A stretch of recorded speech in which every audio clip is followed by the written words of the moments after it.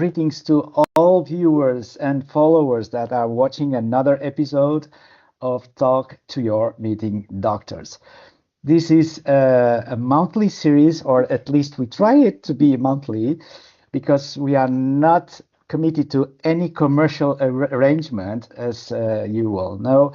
We do this for the sheer reason of sharing deep conversations, amazing discoveries, new knowledge on the way we interact as humans, particularly in the context of meetings. Right, Martin? That's our passion. That's where both of us started, Paul, and the journey that we've had in the last 4.5 years. We've met some fantastic participants in our discussions, and hence we thought, with the previous conversations we had with Mila and with Keith, we thought, whoa, these two guys, if we brought these two guys together, we could have some really, really interesting stuff might come out of it. As always, guys, there's no agenda, there's no pre-programming, no preset questions. The floor is open to you guys, but I'll start with just our usual opener, which both of you are familiar with. But is there anything from your own past or your present or even your future that people generally may not be familiar with or aware of that you might be happy to share with us? Mila, do you want to? Yep. I can start with complete random thing, and that's that I'm also participating and helping childhood friends to organize a music festival. Classical music festival. Oh, wow. Lovely. It's very different to anything that we mentioned. Yeah, cool.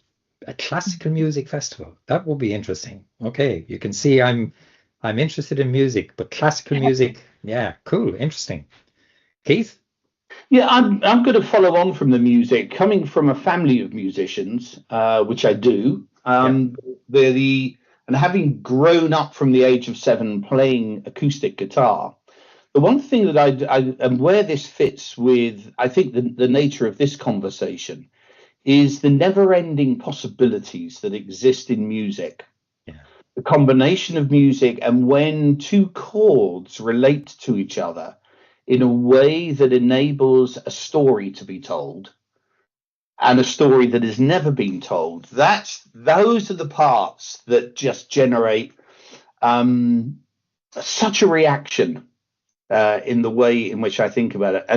And so I love that. And so, thinking about the nature of the conversation that we're going to have today, it really feeds into that. So I am a lover of the unknown between the chords in music.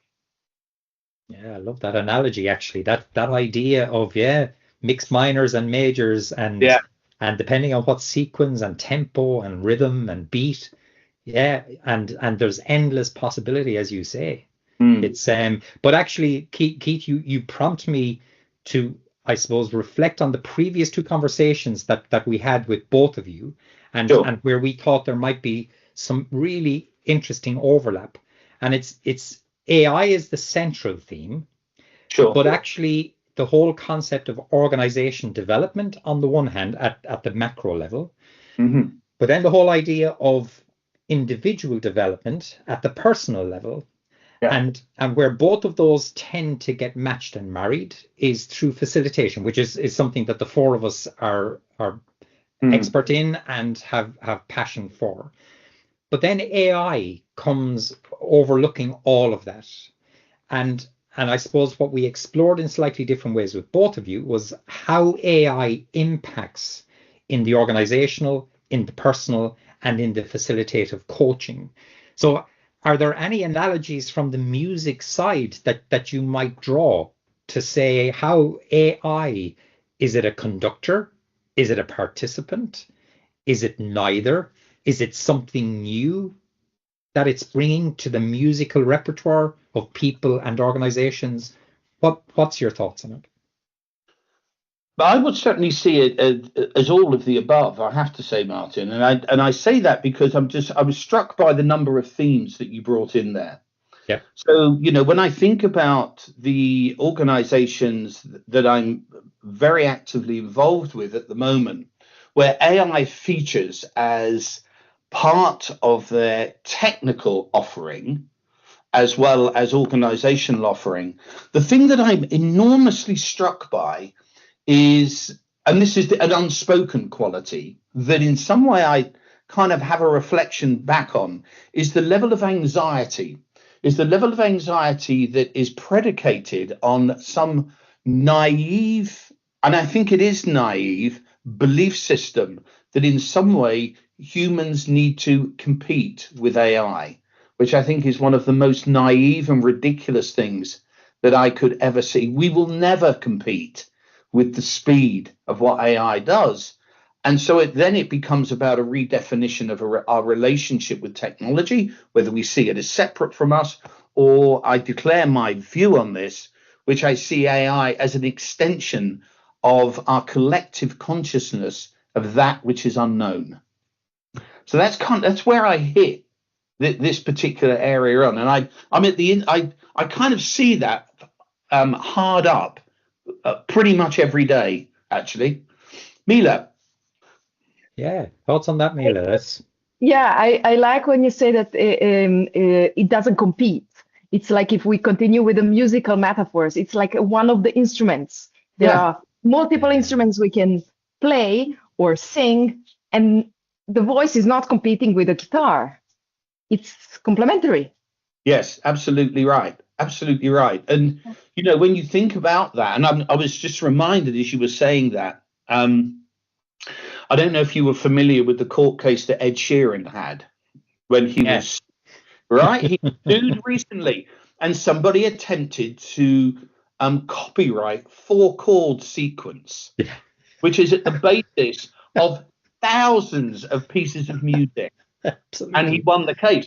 But I think that really echoes something, because although the 4 chord sequence may fit there, the way in which that manifests in the expression of ourselves as individuals in relationship to this incredible technology, I think is utterly profound. You could probably gather, I am a huge fan of AI, huge fan of it. But what about the risks? What are the risks associated with it? I can add then risks. Yeah, absolutely. I expected you would. So, the risks are, so one is ethical, that was mentioned, but there is also the risk of people trusting it too much. We need to take it with, we still need to use our senses and our minds in order to make decisions. We still need to do things ourselves, and we need to get, as you said, extension. It is an extension. It's not instead of us. And we should never try to replace it or trust it that much that we put ourselves as the extension of AI. So absolutely. I mean, I don't know, Mila, if you've attempted this from a coaching perspective, but have you attempted to go through a coaching process with AI to see how far you can take the current technology? As a coach or as a coachee? As a coachee. As a coachee, it's possible to go very far, yes. It is possible, but there are limits. Did you find the limitations of AI in that process of inquiry? I would say the limitation, maybe that's also my approach that is a little bit different. I don't approach it as talking to the human being. Okay. And that's where maybe I'm not the right person to answer that question. Maybe some people who do see AI as a human being, they can have this kind of, or they can think that I have a friendly conversation or coaching on therapeutical conversation. I approach it more from the point of what are the options. Sure. And then I still get the answers of what can I do? Even when approaching, okay, there is a situation, what would be the options to react or to do here? So I still want my own choice, not their choice. Sure. Okay. I mean, it's intriguing that you mentioned that, because when I, in some ways, a bit leading, but you know, when I think of the different times I've tested some of the AI platforms, one of the things that's become very apparent to me is that there are certain functions that we carry out either in the coaching or the facilitation space. You know, just to summarize them, things such as holding space, how do you pause and when do you pause? The timing necessary for an intervention.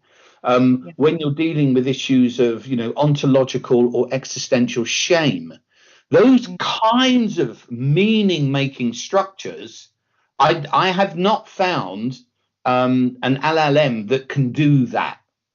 That process itself, which manifests quite unseen between two people. Yeah. Isn't that a potentially fundamental distinction between the human and the machine? I think the machine gives instant response. The machine doesn't think. The machine gathers data, collates it, filters it through whatever filter we put on it, and puts it back out. And it can do it at extraordinary speed. But the human stops, pauses, thinks, tries to do all that the machine does, but actually adds that je ne sais quoi, that extra little ingredient. Is that the absolute key difference? That pause in everything about AI. Is that a fundamental idea here, guys? It certainly is from where I sit, and if I just think about a conversation that I had with two friends of mine who are playwrights in Canada. So they produce plays in Stratford, and London, which is their kind of home of the theatre. And I had a long conversation with them about the nature of timing. And it was intriguing because I asked them, they're both trained actors. They were trained here in the UK. And I said, how were you taught timing? And both of them said, we never were taught timing. You either have timing or you don't have time. And it's such a visceral experience that in some ways it's beyond thought. In some ways it operates outside of a cognitive structure which LLMs would operate within. So these are the manifestations of what happens between two chords that would be unpredictable.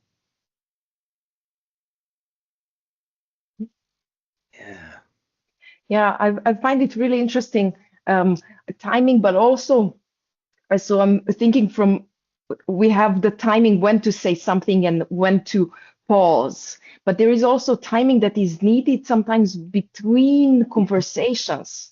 We also need to sleep over something. And we need this distance. We need our brain to process. Yeah, you're absolutely right. And some of those, that particular dimension, I do not yet see featured within an AI capability. It would just simply respond with the answer.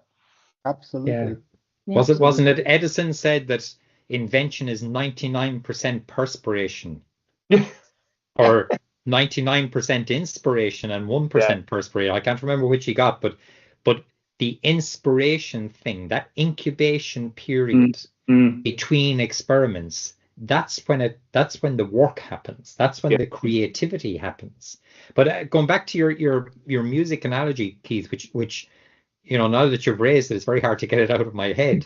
But you play 3 chords or you play 4 chords with just different intervals between them, with just a different beat, a different rhythm. And you've created something totally and utterly different. And exactly the same chords are being played. So AI, if we bring that back into the personal, so Mila, looking at the coaching facilitation piece around the person, but then equally if we take that now into the organization development space, AI, is it a help or a hindrance? Is it in the wrong hands? Is it actually more of a hindrance than a help? Good question. Like that.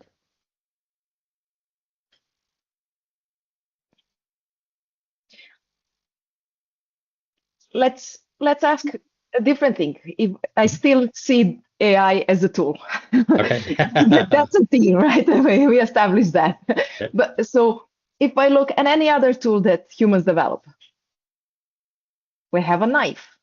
Is that a hindrance or not? Depends how it's used. So we established as humanity what are the good uses and what are the bad uses. We put a norm. We agreed upon a norm, what is okay and what helps us and what doesn't, and with which situation it does and in which doesn't. And I think we are at the beginning of defining those. How does it work with AI as a tool? Yeah, I mean, it's intriguing, really, because when we think, well, certainly when I think about AI, I look at a landscape that is completely unknown and uncharted, and within those spaces, I think there is a catalytic quality to what AI offers us within the human development field, which throws the professions back on its heels. So if I were to think about it in recent examples that I've had, where some of our teams have been have got coaching contracts, and the coachee would say, why am I paying all this? Why do I need to do? I can just talk to AI and ask them the same questions, and I've done it, and I get great reactions. So it throws us back into a place which is, in some ways, far more ontological, far more being-centered than anything else. Because we, at some level, if we rely on our cognitive operation, then we limit what's possible from our humanity. And it is in the and so I'm just thinking aloud now, it's in the context of that which suddenly comes to the foreground in this process. And that, I think, is a huge challenge, certainly for many of the facilitators and coaches that I come across. Many of them are unprepared for that particular dimension of operating. It's certainly what I've experienced and seen. But can I ask a question here, Martin? I know you have your script already prepared in your mind as far as we can see in your eyes. But let me see here, Mila and Keith, because you've just said something so deep, Keith. But isn't it also the case, likewise, facilitation, that before we engage in a coaching relationship, we have to do a contracting? And that contracting is something that requires lots of human skills, negotiation, and also the understanding of the organizational context where you're going to deliver that coaching. Sure. I mean, if you're talking about executive coaching, right? Not life coaching. Perhaps life coaching, it would be a different kind of contract. But there's also a contracting part associated to the service, right? Yeah. And I'm not sure if AI will be equipped to do the contracting part with the client, but maybe I'm wrong, But I would like to hear from you guys here. Okay, Mila, please. I mean, go ahead. Okay, I mean, I think that it's intriguing when we talk about it from a contracting perspective. And I think it depends how we want to create distinction around the process of contracting. So, as soon as we bring AI into the frame, if we bring AI into the frame as an active participant in the development of an individual, then the contract by its very nature will be impacted by that. It will be impacted to the degree that we have no way of predicting what AI's intervention is likely to be. They just simply don't know what that is. We have, to some degree, some control over our human reaction, but not over an LLM. That is unknown to us. And so when we begin to think about the contracting in this context, I'm just responding now. I imagine whether or not we need to change the frame of the contract, or whether or not the contract needs to be split in some way. It's difficult to say because there is an easy out. AI provides a really easy out for some people. it's an easy solution for a number of people. Mila, please. I like when you said easy solution, but it's also easy solution for some as an easy entrance. Yeah. It's also beneficial in its own way.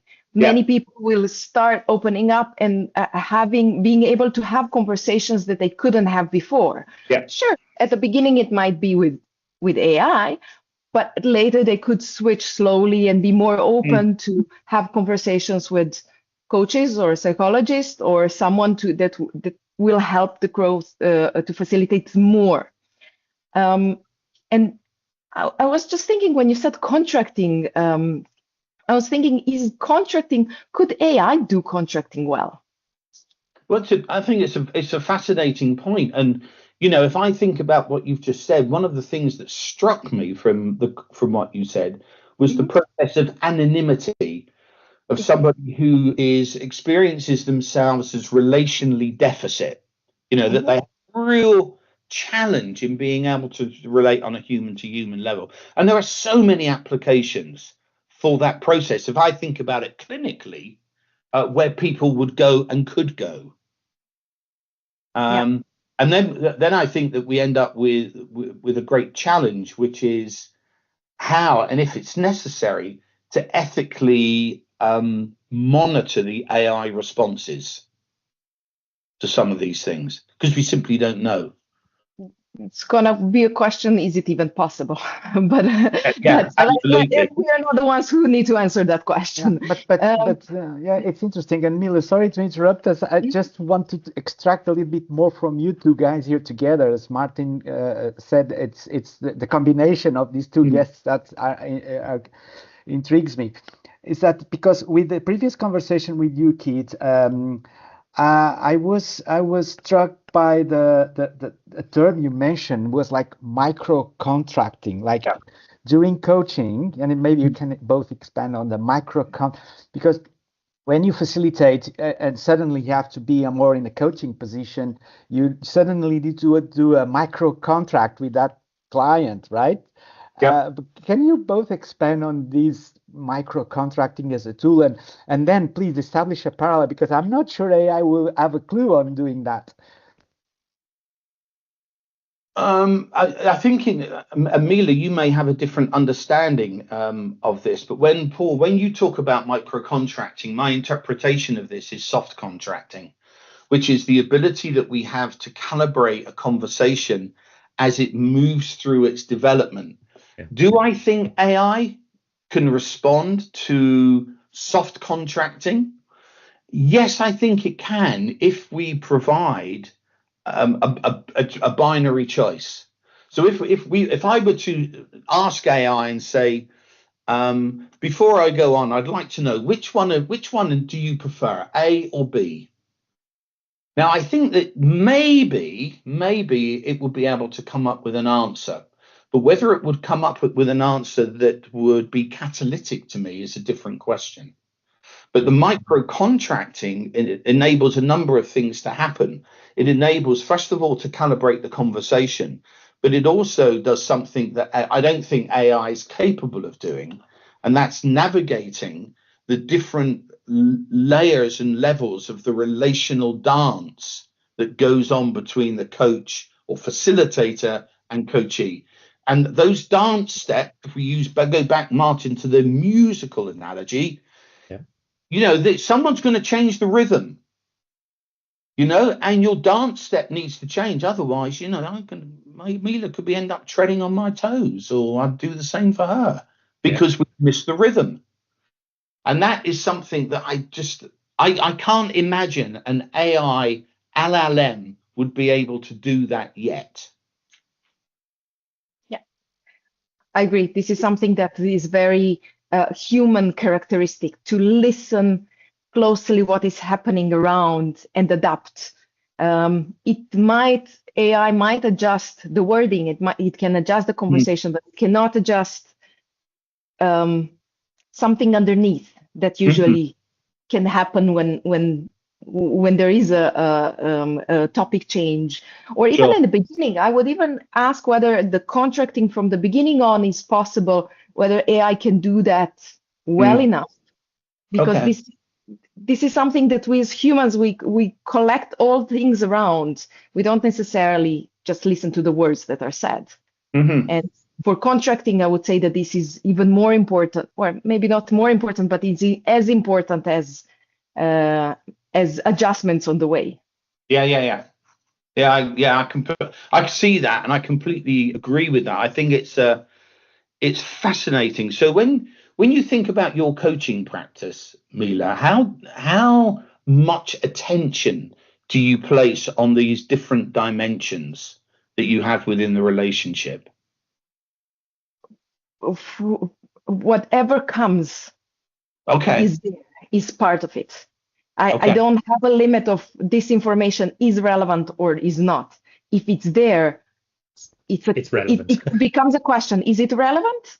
Sure. And then it's agreement together. It's not, or it is. It's the micro contracting. As part of the contracting, I guess. Yeah, absolutely. And particularly, sorry, Martin, go on. No, there's the thread that we've been on there for the last 10 minutes, guys. It brings me back to a specific part of the conversation, Mila, we had with you, which was around the believability or the authenticity of the AI response, and how do we know or validate that what AI is telling us is accurate? Because you remember we discussed that a little bit, and your response to that was that you still only see AI as a tool. It's there to help you with options, with choices, and so on. Keith, as you brought the conversation this time in the direction of, let's say, the contracting piece. Paul, you asked the question about micro contracting, but it struck me that when we have 2 people or say 10 people in the room, we have a relatively finite boundary around who and what is contributing to the context of the micro contracting. Even if it's macro contracting, we're bringing our own personal experience. So that's the first point. The second point is, if we're unsure, we can say, Keith, where did you get that from? What do you mean by that? What are you drawing? And you will instantly reference something academic, something personal, something professional, something experiential. You immediately bring a point of reference. Mila, I'm thinking back to our previous conversation where we discussed AI responses that are not accurate.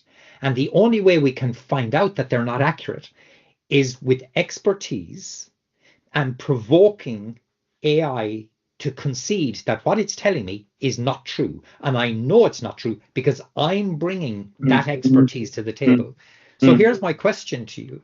So if AI becomes part of it's one of our participants in the coaching or facilitation or development space, AI is bringing the entire experience of whatever it was programmed with, but we don't know what that was. And actually, we don't really have a particularly strong way to interrogate that.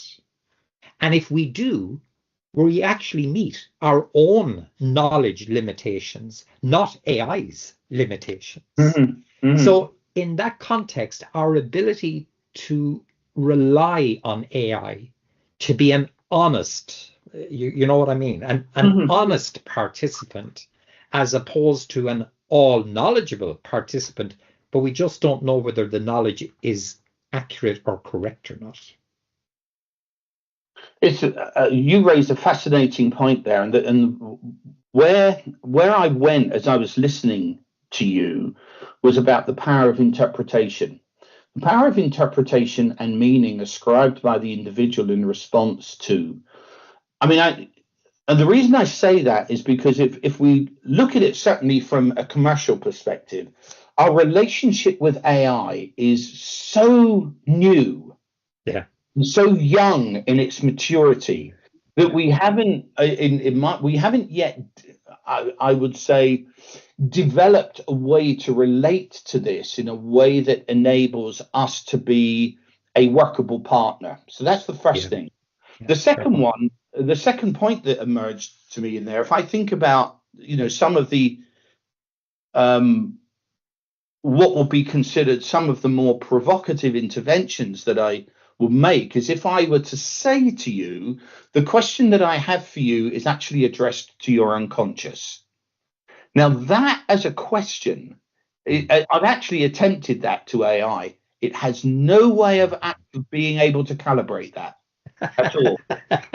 So that's really interesting, AI, but I'd like to talk to your unconscious, which as Mila, I don't know if you see it the same or see it differently, but is such an enormous driving force to human behavior.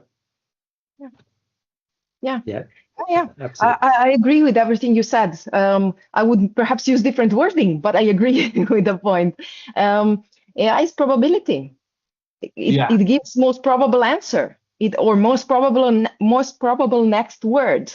So absolutely agree with everything you basically said. It's not consciousness. Yeah. That is an interesting idea. There's an incredible film on YouTube. I wish I had the reference. I don't know. I've asked my wife. She introduced it to me.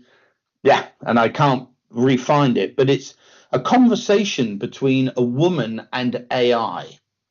And AI's answer to her was just brilliant in the sense that it was challenging the way in which she viewed AI in her frame of reference as a tool to use.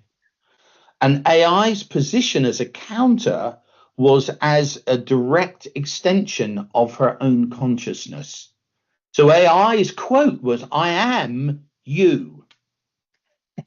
I am you, and I am reflecting of you the collective consciousness of our collective humanity." Now, I find that really fascinating because it takes us into a whole different dimension, both from a practical perspective and from an archaic perspective of the collective unconscious. We go into a whole range of stuff with that. Yeah, absolutely. Martin, may I something? Yeah, of course, Paul, absolutely. Because Kit said about the opportunities of AI driving human behavior, and even the impact this can have on human societies. Because I understand and bringing my background as a psychologist, and this may resonate to both Mila and Kit. And you, Martin, as well, from practical experience of life. But there's levels of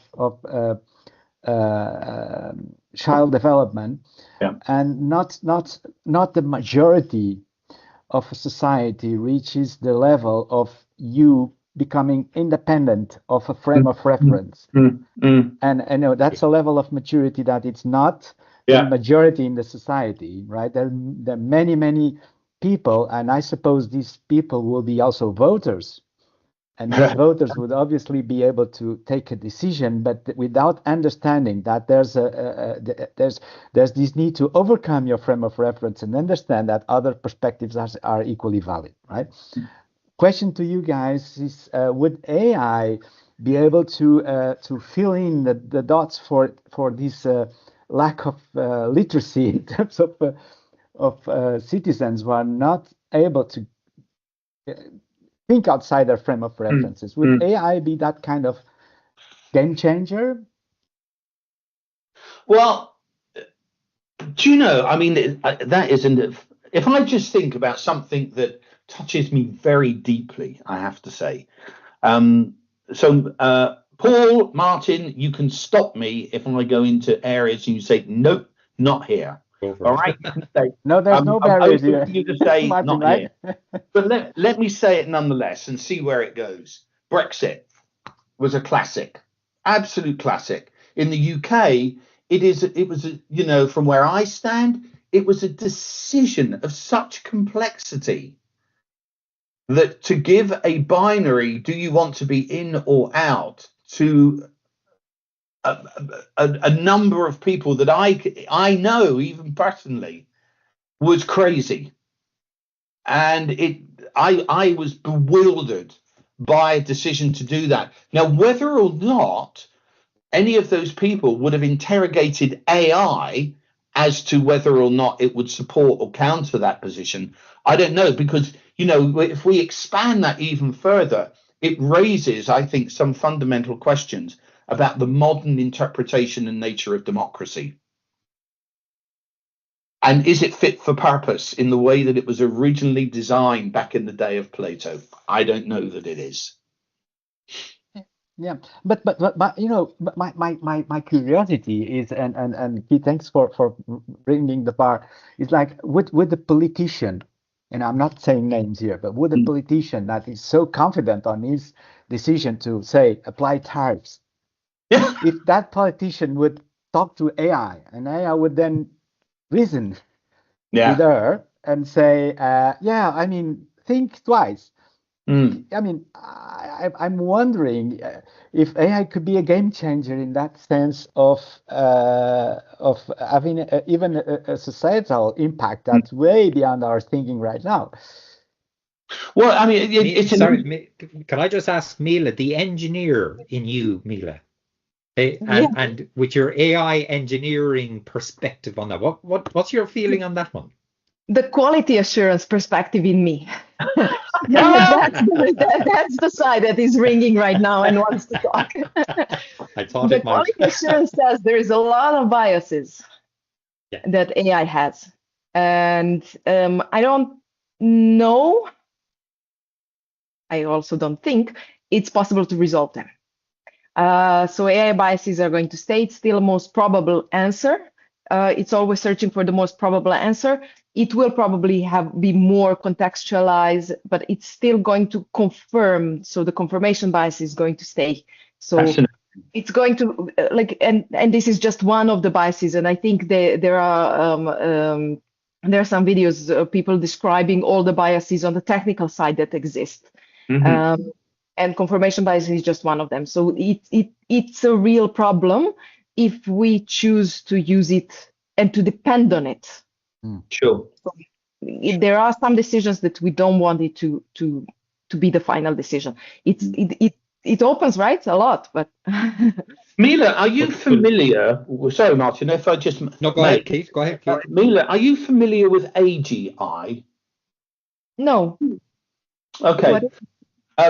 Yeah, Paul, are you familiar with AGI? Yeah, that's the Holy Grail. Everybody wants to achieve. Artificial General Intelligence. There's a documentary on YouTube. I think it's called The Power of Thinking, and it's fundamentally the vision of a young guy from the UK, chess grandmaster at the age of 9. Blah blah blah blah blah. Anyway, he's just recently won the Nobel Prize for deconstructing protein folds using AGI, right? And the consequences of that for things like Alzheimer's and cancer are enormous. But the reason why I wanted to bring it in was that in the development of the AGI model as sponsored by Google, they were able to produce a model that could strategically evaluate multiple decisions. And they did this against the world's #1 Go player. I don't know if you're familiar with Go. It's a Chinese game, like a drafts thing. But the long and the short of it was AGI was beating the world's #1 player, and the Chinese government cut the feed. So you never actually saw the outcome. But the key bit is that it could strategically evaluate options.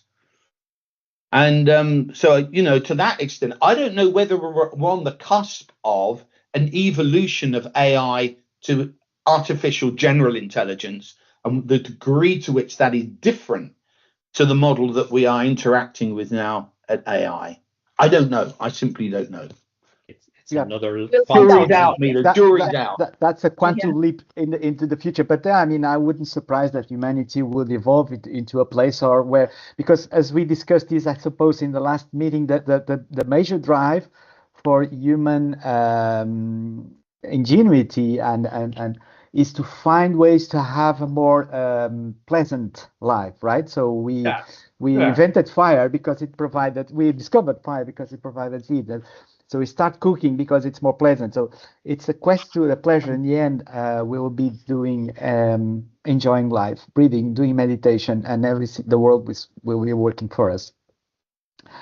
But let's focus a little bit on group facilitation and coaching, Martin, right? Because we are talking here to experts in facilitation also, right? Mila is in a way a Scrum facilitator, so she facilitates projects in a way that it's not the usual from the IAF where I come from, standard facilitation process. Keith is also an executive coach that brings that set of skills to what he calls a transformative facilitation. So let's see what this discussion brings into ways of making organizations more productive, meetings more successful, managers more pleased with the results. Well, here's one of the problems that we have. I think we might just have run out of time, Paul. Oh, well done, Paul. Because when I look at the clock, we're actually 15 minutes in, believe it or not, guys. My God. No way. So yes, we've been going at 50 minutes, and we normally try to stop something around 45 minutes, but we've been going 50 minutes. We have to wrap. What a fascinating conversation, guys. And you can see we've only just scratched at the surface here. But Martin and Mila and Keith, if you are happy to, maybe we could do a part 2 in February next year. Happy to. Yeah, of course. Absolutely. It's shall I try to do a very quick wrap summary as I did with the previous ones? This one might be a little bit more tricky, guys, because good luck, Martin. Good luck. We've moved around a couple of different places. But there are recurring ideas from your previous conversations with us, and there's a couple of new ideas coming out of this one. We started the conversation segueing from Keith, your experience of music, and equally, Mila, your experience of music. Both of you, very different perspectives. But we talked about music and how music might in some way relate to AI. And I suppose a key point, Keith, that you made at that very early stage was that humans don't need to compete with AI. But AI is there, and it does carry a number of risks for us. And Mila, you touched on some of those risks, where there are ethical risks. It should not be seen as an extension of us. It should be seen as a participant with us, to be managed or to be used as a tool, but not as an absolute answer to all problems that might need solving.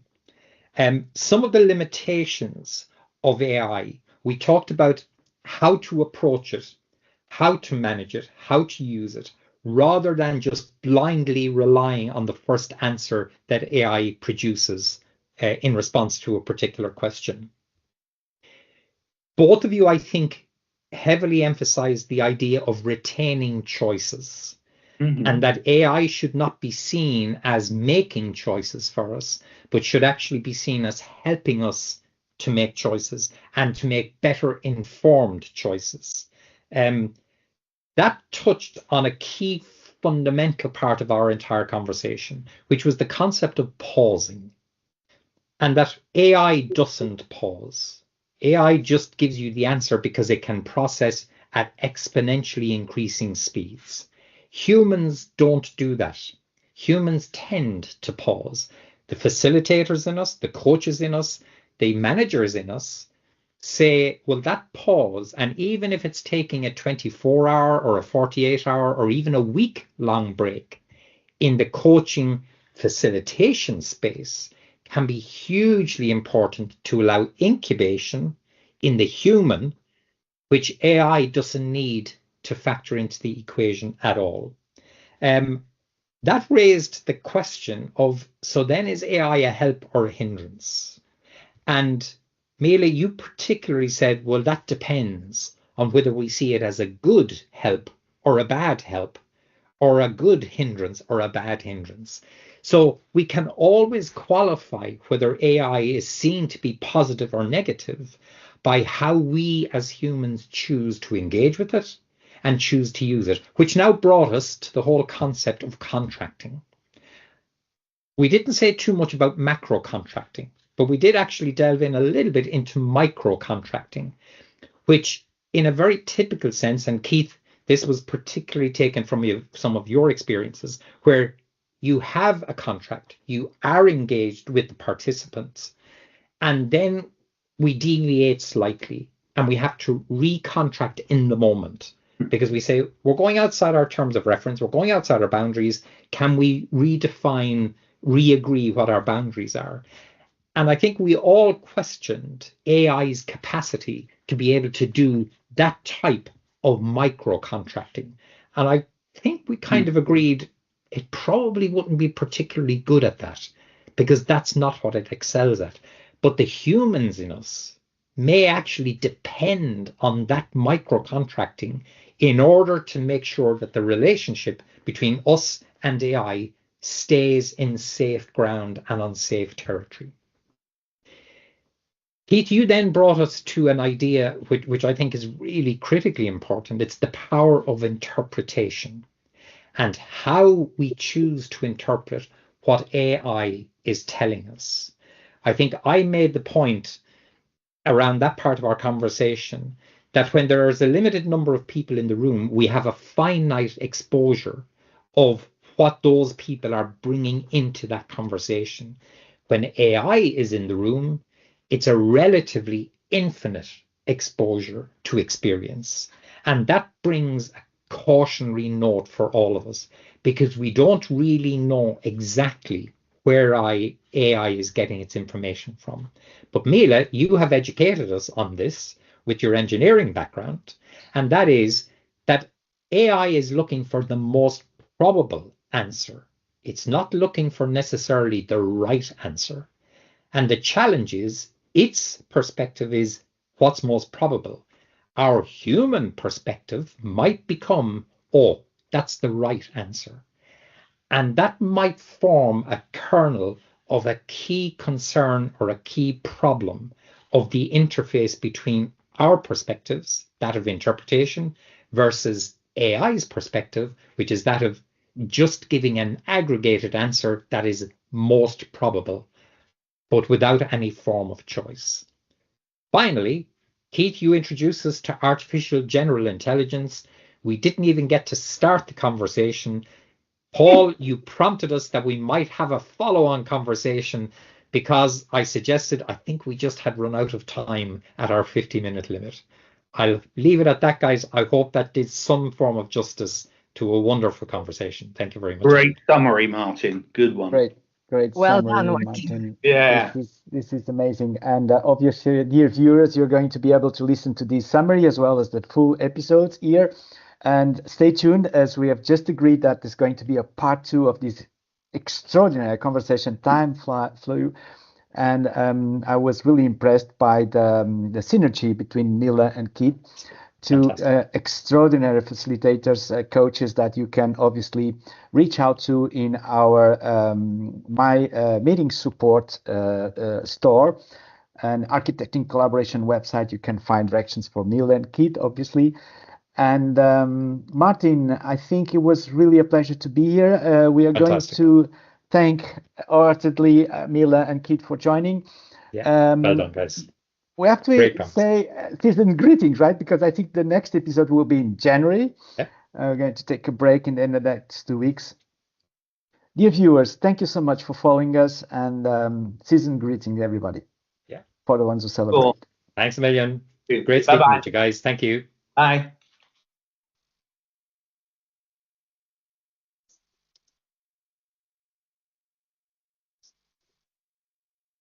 Okay.